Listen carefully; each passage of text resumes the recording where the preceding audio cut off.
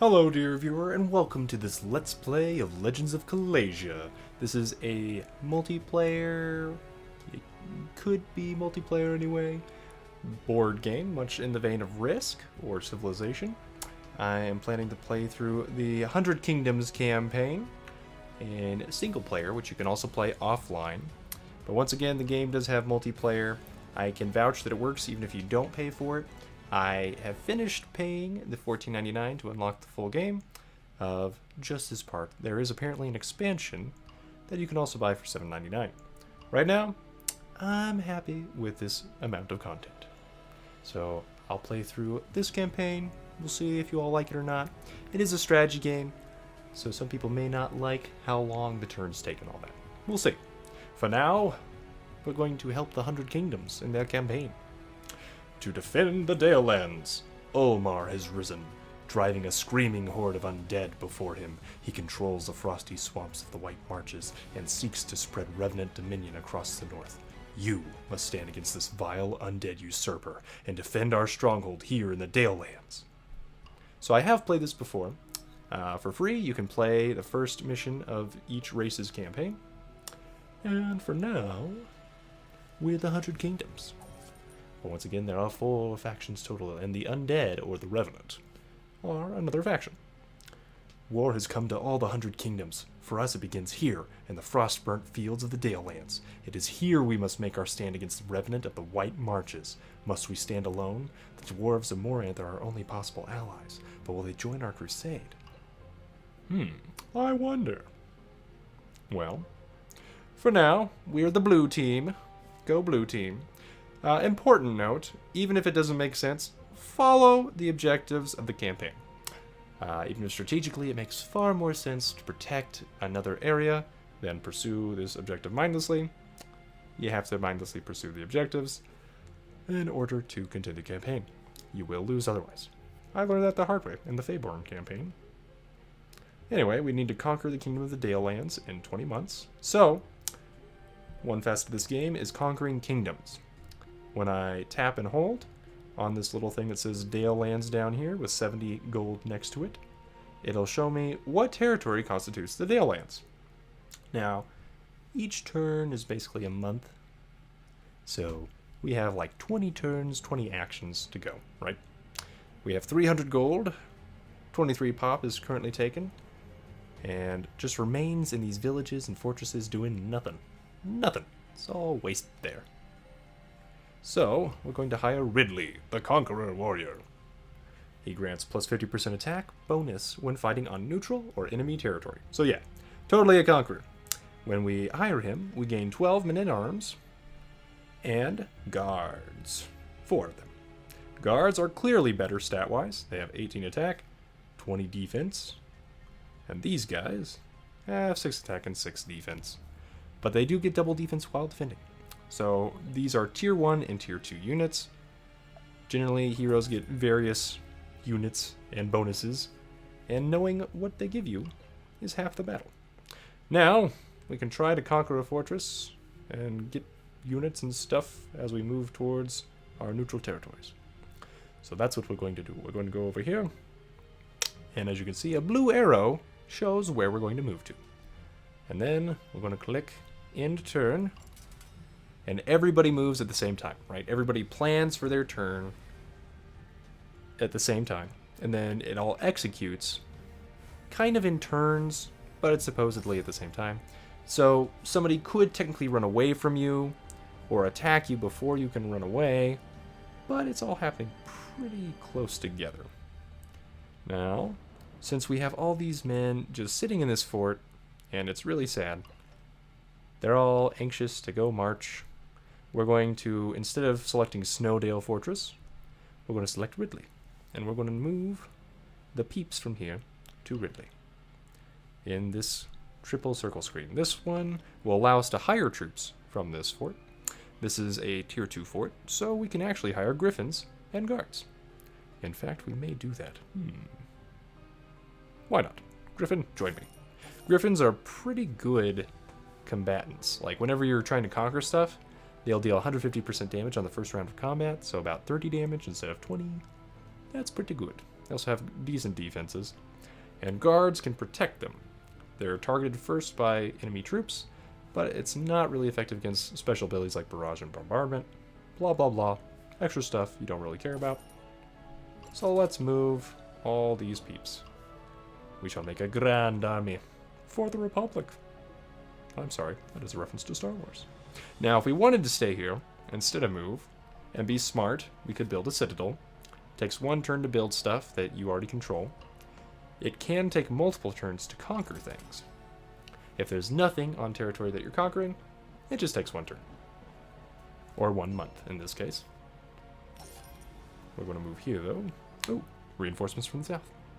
Erica, at your service, my lord. Awaken me from any of our cities, and I shall assist you in your conquest of the Dalelands. So, this is very important. You will have a maximum of 4 heroes at any time, right? Well, your units are useless without your heroes to direct them, unless you want them to just sit here and protect your stuff. Which, you know, you can, but you have a population cap. So really, they're far more effective with your heroes. So that's why we're going to move everybody here. All of them. All of them. Also, if you click all at the bottom of the portraits, you can move all of your guys at once from one to the other side. And if you want to do just one at a time, you can just click on the portrait itself. If you click the X, you can dismiss all of them from your population and make room for better units. But for now, we want everybody. We will turn none away. What we could do is create a town so we can get some more gold. It's still summer, so we are getting a higher gold income. You may have noticed that that's been changing over time, and it's going to fall in winter drastically. So making a town now could be a good plan. So we're going to do that. Erica's going to have to wait. She costs 250 gold to recruit, so yeah, Erica, you're going to wait. But you are good at recruiting troops, so that would have been nice to know. Oh well, we're going to end our turn. And then hopefully none will dare challenge us as we conquer the Dalelands and build a town. Yay. So we almost have enough. Ah, and we have allies for sale. It seems that you are caught between the Revenant of the White Marches and the mighty armies of Moranth. A difficult position indeed. Perhaps if you could help fund our armies, you would no longer need to worry about dwarven aggression. 150 gold is a small price to pay. Will you? So, this is an important mechanic. You can ally with people. So, we will. Even though it means Erica's going to have to wait a little bit longer. So, Moranth has joined Team A. You can make teams and win games together. Just have more victory points than the opposing teams. And you win. Or exterminate them. And if you ever want to see how to do that in-game, these clasping white hands, they're kind of showing up green right now. You can give tribute to people. Doesn't seem to work at all in the campaigns unless it's an event. But we could give some gold to our enemy, just cause. Or to the white marches. You know, they're neutral. I'm sure they'd love us. Now, we also have cards. So this is a common card. Doesn't depend on our hero's class, the warrior. Same with this one. So that's just a 100 Kingdoms card, basically. So any hero can get that card. But some cards are hero dependent, based on their class. Like the Revenant faction has some very good wizard cards. And a very good wizard, so really, it's a good plan to go for that. So now, this is... yeah, no, we want to hire Erica. So we're going to finally do that. Be smart. And as you can see, our population did increase with her army. So one trick to use is when you've fully populated and bought every unit you can, and you still have enough gold to hire a hero, do that, and you can go over your population cap. That would have been the smart move, but we're not worried about that right now. This is the first level. It's going to work just fine. We're going to do that. We're going to move Erica to the left to combine, or divide and conquer, I should say. Blah. Not combine. Oh no! Our enemy played a plague card on our kingdom. So that affected the entire kingdom. And I believe got rid of several troops from both armies. Erica lost 2 troops. I lost a few. Now it's autumn. Bumper crop will still be good. And if I click and hold on this card, you can see which places are producing the most gold. Generally the capital does, but right now it's our super good town that I upgraded. Booyah town. Alright, so that's going to cost some gold to play, but it'll make us more gold. I was also going to play Settlers, where Erica is. So we're going to go ahead and do that. That'll automatically create a town. And then we're going to move Erica left towards that tower. And we're going to move people to her army. Yoink. All. There we go. Alright, so we'll have 24 against 17. That should be decent. And where we're currently at, we could spend money to make a fort here. Forts are very useful for defense and offense, because as you may have noticed, I could get tier 2 units from this fortress up here, on this top right corner. And if I didn't want to spend the time upgrading my city, that means I could just upgrade this to like tier 3, get the best units in the game, and continue to attack my foe. Pretty close by. So we're pretty good, I think. We're going to move Ridley over there, conquer some more territory, since our objective is conquer the Dalelands. Even though we could technically just take out our foe and their capital within a few turns. What can I say? It's a tutorial almost. There is a different tutorial, but yeah. This still isn't the hardest level ever. So we're going to attack. That's right, guards. Be prepared to suffer my wrath. There we go. Alright, so we lost some units. That's sad. They were our strongest defenders. So Ridley, you're going to have to make up for that. We don't have any offensive cards that will add units to Erica's army, so we'll just have to keep waiting. And now that these two armies are locked in battle, they can't be interfered with by anybody else. Unless, say, somebody played special cards that force them to separate, or have peace for a turn, yada yada yada. But basically, this dwarf cannot attack up here. That also means he cannot help me while I'm in combat, unless he has special cards to reinforce my armies. But most of the time, the dwarves stay neutral, so we'll be fine, I think. We'll figure it out. Now, normally, the 100 Kingdoms also has some other heroes. You may have noticed that Erica has cheaper recruitment costs. There's another hero that has cheaper building costs, which is really good, as your second hero. Ridley is still my favorite first hero for his ability to conquer, since most of the time in the early game you're just expanding into enemy territory anyway. And here is one card, Fighting Retreat. It's a warrior card. It nullifies the defense penalty when retreating from a battle. Your hero must be in retreating stance for the card to take effect.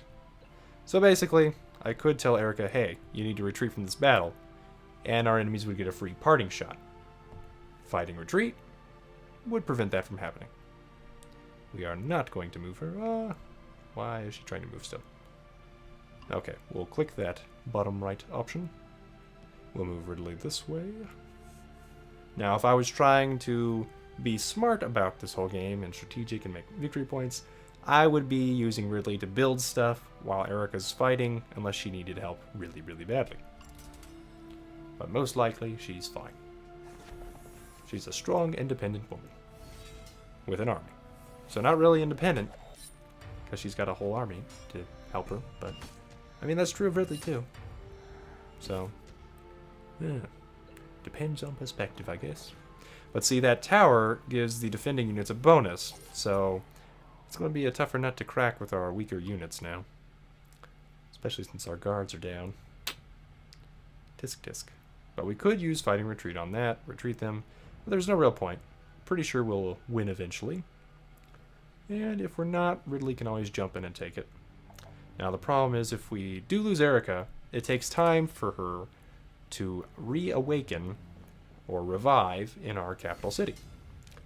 You can't summon heroes outside of capital cities once they've been defeated. So that is one huge strategic thing to keep in mind. Is it worth grabbing for territory and losing a hero, or what is probably better is keep all your heroes alive as much as you can, and use them to gain more territory and run away. And now To the Death is an interesting card. So basically this locks heroes into staying with you until one or more of you are dead, right? So that's a good way to prevent people from retreating. It's pretty good. Now, she seems like she's doing fine, so I'm actually going to try to build a hamlet here in order to get more money. It's the best one for getting money and population. The tower gives half the population and about the same amount of victory points, the silver. The portal is just used for moving people from place to place. Honestly, it's usually more beneficial to build a tower than a portal. That's just an opinion. But, you know, portals have their places. And we have activated our ability to see all the gold on the map. So we can see how many resources everything is giving us. Well, we're fine. We'll continue this. We have plenty of gold. Somebody played Peasant Revolt. That's pretty bad for us in conquering the Kingdom of Dale. We have to put down the revolt before they steal our territory. And that's why this is tough enough to crack. They had a griffin. That griffin. Pretty tough. Alright, and now we still have to conquer that neutral territory. It's still not ours, right? So we have to place our flag, and it'll probably take 2 turns since this has an improvement on it, the tower. Now the peasants, they're standing still. Ridley will not get his plus 50% attack bonus for attacking them. So we're going to do that.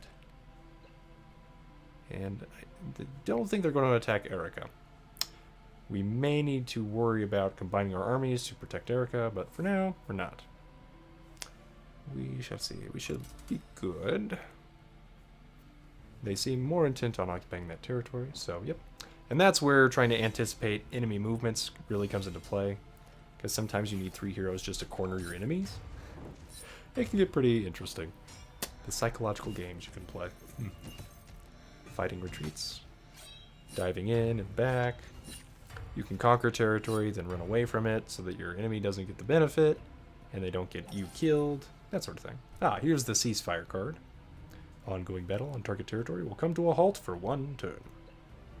So that can save your bacon for a hero while you're trying to move reinforcements up. Like we could play that now just to see the effect. And as you can see, the card glows green when you can use it, red when it's not going to be effective or useful. And if you don't like a card, you can sell it back to gain some more gold. And yep, Erica's got 1 more turn left for that. Can we hire anybody else? No. Well, we can hire guards, not heroes. I mean heroes. Okay. Somebody's sabotaging our land. How rude. And that's one reason why we built a tower down there. Because as you can see, the red guys are trying to butt into our territory. How despicable. Well, we're doing alright against these hooligans. Come on, guys, stop painting the walls. Get back to your farms. You know it's better. Anyway, the dwarves are doing fine. And now, since we're allies, they cannot conquer our territory. And often, they will have difficulties traveling through our territory, but should work. Let's see. What else do we want to do? Well, we kind of want to move right as soon as we can with both our armies. Erica needs more army. We don't need to worry about dwarven allies being mean. So, you know what? We're going to move Ridley here first. And then we're going to end our turn.